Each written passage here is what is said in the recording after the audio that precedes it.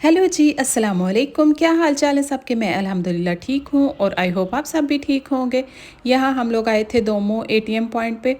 ATM का card बनवाना था पहले तो बस वगैरह की कभी भी इतनी कोई ख़ास ज़रूरत नहीं पड़ी थी, लेकिन अब बच्चों को स्कूल छोड़ने जाना होता है तो फिर उस वजह से ना एटीएम कार्ड की ज़रूरत पड़ती है। तो फिर मैंने कहा बनवा ही लेती हूँ, ये ना हो किसी दिन जुर्माना हो जाए तो वो इससे पहले के लेने के देने पड़ते। यहाँ ये होता है कि 14 ईयर्स तक बच्चों को आप कोई भी बस टिकट्स वगैरह ना बिल्कुल फ्री होती हैं, और बाकी जो बड़ों का होता है उन्हें टिकट्स वगैरह लेनी पड़ती हैं। ख़ास तौर पे मेट्रो वगैरह में भी जाए ना, तो हम लोग तो पहले अक्सर दोमो आते थे तो मैं इसकी टिकट ज़रूर लेती थी बेटे का। एटीएम पॉइंट में एक दफ़ा कोई प्रॉब्लम बनी हुई थी तो हम लोगों ने जो पास उसकी हेल्पर खड़ी होती है ना वहाँ उससे थोड़ी पूछा तो उसने कहा है एक ही टिकट लें, बेटे की तो ज़रूरत नहीं है क्योंकि 14 ईयर्स के नीचे नीचे जो है ना उनको टिकट्स की ज़रूरत नहीं होती। मैंने कहा लो भाई, इतनी दफ़ा हम लोग आए गए हैं, हमने अभी 2-2.5 हज़ार की टिकट्स पेस करते रहते थे। वही कहते हैं ना, बाहर अंदर निकले तो फिर ही आपको थोड़ा सा नॉलेज होता है। ये हम लोग नीचे पॉइंट था तो तकरीबन 1 घंटा ऑलरेडी मैंने तो मोबाइल वगैरह से हस्बैंड ने अपॉइंटमेंट निकाल के दी हुई थी, लेकिन ये था कि हम लोग घंटा पहले ही पहुँच गए थे। उधर जब हम खड़े थे तो उन्होंने कहा था आपकी ना 1 घंटा बाद है अपॉइंटमेंट। तो हमने कहा चलो ऊपर चले जाते हैं, बच्चों को मैकडोनल्ड वगैरह से कुछ खिला लेते हैं क्योंकि मैकडोनल्ड सामने नज़र आ रहा और बच्चों के मुंह में पानी ना, इस तरह तो हो ही नहीं सकता। और सबसे ज़्यादा उन्हें शौक़ होता है इधर ऊपर आने का। यहाँ इतने ज़्यादा जो परिंदे होते हैं ना, वो उनको दाना डालना और कबूतरों के साथ खेलना दोनों बच्चों को बड़ा ज़्यादा पसंद है। यहाँ साथ साथ ना वो काफ़ी ज़्यादा लोग खड़े होते हैं दाना लेके, तो वो पास बार बार आके कह रहे होते हैं आप दाना लें, पैसे दें और परिंदों को दाना डालें। हम लोग कहते हैं कि हम लोग लोकल हैं, हम लोग कौन सा के फॉरेनर वगैरह हैं जो आपको पहले शुरू में कभी था कि 1-2 यूरो दे दिया करते थे और इस तरह ना कि चले कोई कुछ नहीं होता, बेचारे गरीब हैं। बंदा कितनी को दफ़ा आए और कितनी दफ़ा इन्हें 1-1 2-2 यूरो दे। मेरे बैग में तो अक्सर बिस्किट और इस तरह की चीज़ें होती हैं तो मैं बार बार वही निकाल के बच्चों को दे रही थी। मैंने कहा ये निकालो और इन्हें खिलाओ। हमारी तकरीबन अपॉइंटमेंट 5:30 की थी, तो हमने कहा चलो जितना टाइम है ना उतना ऊपर स्पेंड कर लेते हैं और वापसी पे निकलेंगे तो कुछ बर्गर शर्गर को खा लेना या आइसक्रीम कुछ ले लेना। चलें जी, सारी अपॉइंटमेंट वगैरह हो गई है क्लियर। तो यहाँ नीचे हम ट्रेन का इंतज़ार कर रहे हैं। यहाँ खाने की जो भी आपको पॉइंट नज़र आते हैं ना, बच्चों को ख़ास तौर पे उनका बस ये होता है कि हम लोगों को कुछ ना कुछ लेके दें। वेस्ट क्यों करनी है कोई भी चीज़।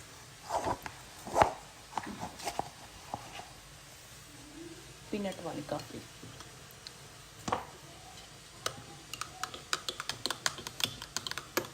चलें जी, अब नेक्स्ट जो ये क्लिप शामिल कर रही हूँ, ये एयरपोर्ट पे हम लोग गए थे भाई को छोड़ने के लिए। तो वो वाले मैंने शामिल किए हैं।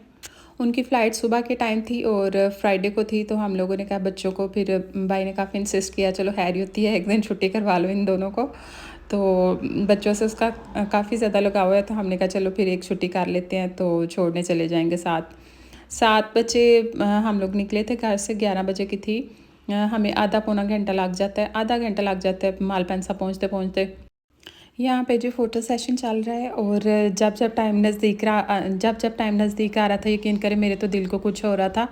वो तकरीबन 6-7 माह रह के गया है और हमें इतना कोई ज़्यादा मज़ा आया ना। ये वाले बाइक के साथ मेरा वैसे भी बड़ा प्यार है। प्यार तो सबके साथ ही है, लेकिन इसके साथ एक अलग से लगाव होता है ना छोटे भाइयों के साथ।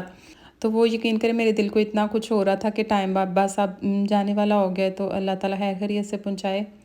उनकी माशाल्लाह से बोर्डिंग वगैरह क्लियर हो गई थी। उसके बाद फिर हम लोगों ने नाश्ता वगैरह भी नहीं किया था किसी ने भी, तो फिर हमने सोचा चले हल्का फुल्का नाश्ता शास्ता कर लेते हैं। एयरपोर्ट से ही हस्बैंड ने कहा कर लो, क्योंकि फिर बाद में मैंने आप लोगों को घर छोड़ना है और उसके बाद फिर कहीं भी किसी बार में रुकने का ना, फिर ज़्यादा टाइम लग जाएगा। आप लोग यहाँ से नाश्ता कर लो। यहाँ से तो फिर काफ़ी और ब्रोश और इस तरह की चीज़ें ही खाई जाती हैं। सुबह सुबह कोई पिज़्ज़े कोई इस तरह के कुछ भी लेने का दिल नहीं था। ये देखें, ये खोल के बैठी हुई हैं बेचारी। कुछ भी थोड़ा सा भी ऊपर नीचे आधा केजी भी ऊपर हो जाए ना, तो इतना मसला बन जाता है ना, सारे बैग खोलो। इसीलिए मेरे हस्बैंड कहते हैं घर से सारी चीज़ें ना पहले से पैक करके और उसको वेट शेट करके अच्छे से फिर निकलना चाहिए। फिर उधर बड़ा परेशानी बन जाती है और बंदा परेशान होता है कि अब वेट ज़्यादा हो गया और फिर निकालें कौन सी चीज़ें और फेंकें कौन सी चीज़ें। आज से कोई 5-6 साल पहले की बात है कि हम लोग यहाँ से पाकिस्तान जा रहे थे, जब भी जाना होता है सामान का तो इशू रहता है। तो हम लोगों ने जो हैंड कैरी है ना उसके अंदर ऐसे किया कि जब वेट शेट सारा कुछ हो गया तो हम लोगों ने ऐसे किया कि चलें वापसी पे ना कुछ और भी चीज़ें अंदर रख लेती हूँ। कुछ मैंने अपने कपड़े भी रखे हुए थे, बच्चे भी, बेटा साथ था तो बेटी थी उस वक्त थी नहीं थी, लेकिन बेटा साथ था तो मैंने कहा कपड़े शपड़े बच्चों के रख लेते हैं एक्स्ट्रा, और बाकी चॉकलेट्स और इस तरह काफ़ी ना चीज़ें रखी हुई थी। तो ये हुआ कि जब हम लोग प्लेन के अंदर जाने लगे ना, उससे पहले उन लोगों ने ना, पहले कभी भी ऐसा नहीं होता था कि वहाँ जाके ना उन्होंने दोबारा से वेट, जो हैंड कैरी थे ना उनके सब के ना उन्होंने वेट कर लिए। और मेरा तो अच्छा खासा ज़्यादा वेट था ना, 3 से 4 किलो मेरा ना एक्स्ट्रा था। और फिर मुझे कपड़े, अब मैंने कहा अब चॉकलेट्स वगैरह जो चीज़ें ली हैं अब वो तो चीज़ें मैं फेंक नहीं सकती, तो अब मैंने फिर अपने कपड़े उसके अंदर से काफ़ी ज़्यादा ज़ाया किए और दिल पे पत्थर आके मैंने कहा चलो कपड़े शपड़े तो फिर भी पाकिस्तान जा रही हूँ वहाँ जाके बनवा लूँगी, लेकिन जो चॉकलेट्स वगैरह और बाकी जो छोटे मोटे गिफ्ट है ना उनमें से कोई चीज़ वेस्ट नहीं करूँगी, क्योंकि फिर जिस जिस की भी चीज़ें ली होंगी उसका तो मुँह बन जाएगा। अब यहाँ आ जाती है कपड़े वॉश करने की बारी और उसको ड्राई करने की। कुछ अलग अलग कपड़े मैंने निकाले हुए थे, ये वाली कंदोचिनो डाली थी वाइट कपड़ों के लिए, और मैंने आज काफ़ी ज़्यादा कपड़े इकट्ठे किए थे। मैंने कहा एक ही दफ़ा इनको धोऊंगी और बड़ी जो मशीनें होती है ना वहाँ जाके ना ड्राई करके ले आऊँगी। मौसम भी आजकल इतना सर्द है ना, कपड़े अच्छे से घर में सूखते ही नहीं है, हीटरों पे डालो और बड़ा लंबा चौड़ा काम बन जाता है। फिर इस तरह ये आसानी होती है कि यहाँ बड़ी मशीनें होती हैं, यहाँ कपड़े घर से वॉश करके लाएं और यहाँ आके ना मैं सुखा लेती हूँ और फिर कपड़े तय करें और इजी हो जाएं। दोनों मशीनों को चला दिया था ताकि जल्दी जल्दी काम ख़त्म हो। इस तरह ना काफ़ी सहूलत हो जाती है, बंदा 3-4 जो है ना दफ़ा मशीन लगाए और एक ही दफ़ा जाके कपड़े ड्राई कर लाए। घर में भी वो ड्राई तो होते हैं लेकिन प्रॉपर्ली जो ड्राई होते हैं ना वो यहाँ आके ना मैं ईज़िली हो जाते हैं। वरना ये होता है कि अब सर्दियाँ हैं तो हीटरों के ऊपर भी डालें और 1-2 दिन तो लग ही जाता है कपड़ों को आराम से खुश्क होते होते।